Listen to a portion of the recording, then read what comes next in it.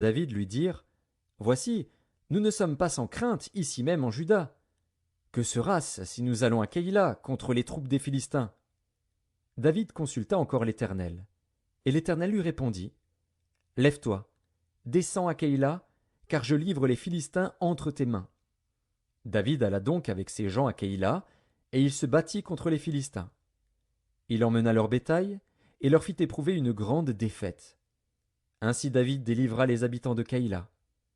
Lorsqu'Abiathar, fils d'Achimélec, s'enfuit vers David à Keïla, il descendit, ayant en main l'éphod.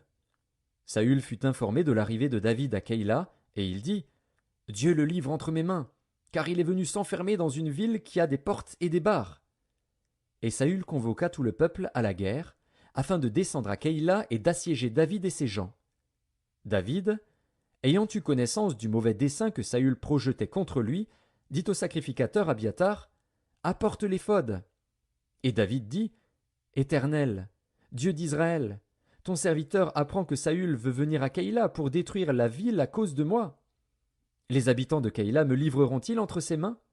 Saül descendra-t-il, comme ton serviteur l'a appris? Éternel, Dieu d'Israël, daigne le révéler à ton serviteur. Et l'Éternel répondit: Il descendra. David dit encore: Les habitants de Keïla me livreront-ils, moi et mes gens, entre les mains de Saül? Et l'Éternel répondit: Ils te livreront. Alors David se leva avec ses gens au nombre d'environ 600 hommes. Ils sortirent de Keïla et s'en allèrent où ils purent. Saül, informé que David s'était sauvé de Keïla, suspendit sa marche. David demeura au désert, dans des lieux forts, et il resta sur la montagne du désert de Tziph. Saül le cherchait toujours, mais Dieu ne le livra pas entre ses mains. David, voyant Saül en marche pour attenter à sa vie, se tint au désert de Tziph, dans la forêt. Ce fut alors que Jonathan, fils de Saül, se leva et alla vers David dans la forêt. Il fortifia sa confiance en Dieu et lui dit: Ne crains rien, car la main de Saül, mon père, ne t'atteindra pas. Tu régneras sur Israël, et moi je serai au second rang près de toi. Saül, mon père, le sait bien aussi.